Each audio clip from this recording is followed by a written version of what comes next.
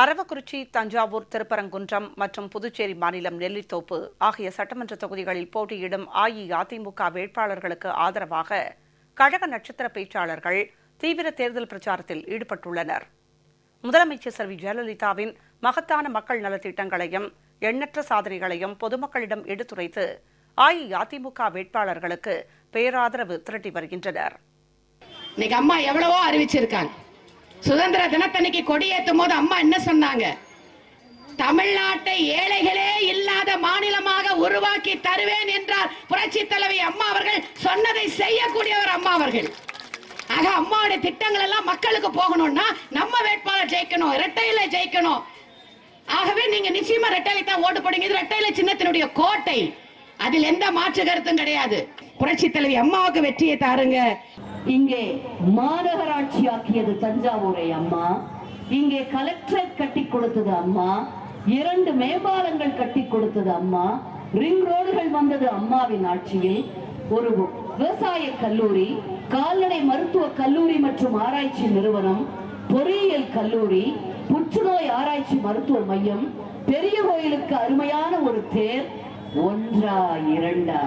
பகை பாராட்டுகிற காங்கிரஸ், எங்கள் தோளின் மீது ஏறி நின்று எங்களை மிதிக்க துடிக்கிற காங்கிரஸ், உச்ச நீதிமன்றத்தோடு ஒரு லீகல் வார், ஒரு சட்ட போராட்டத்தை நடத்தி காவேரி தண்ணீர் பிரச்சனையில் நடுவர் மன்றத்தினுடைய தீர்ப்பை கெசட்ல போட்ட இமாலய சாதனை புரிந்தது அம்மா.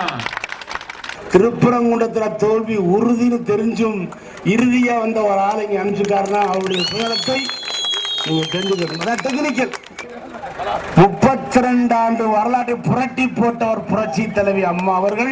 1984 புரட்சி தலைவருக்கு பின்னால் தமிழகத்தில் மீண்டும் ஆட்சியை தொடரச் செய்தது மாண்புமிகு அம்மாவின் ஆட்சி.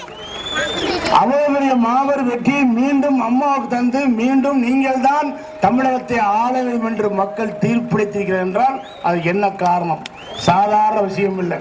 இந்தியாவில் எந்த ஒரு மாநிலத்திலும் செய்யாத ஒரு முதலமைச்சராக இருந்து அரும்பெரும் சாதனை நிகழ்த்தி காட்டியது அம்மாவை தவிர யார் இருக்க முடியாது.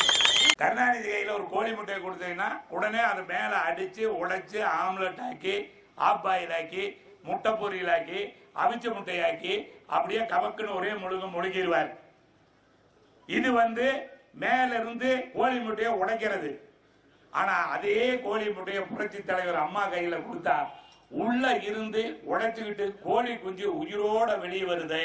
அந்த வித்தையை தெரிஞ்சவங்க நம்ம புரட்சி தலைவி அம்மா அவர்கள் மட்டும்தான்.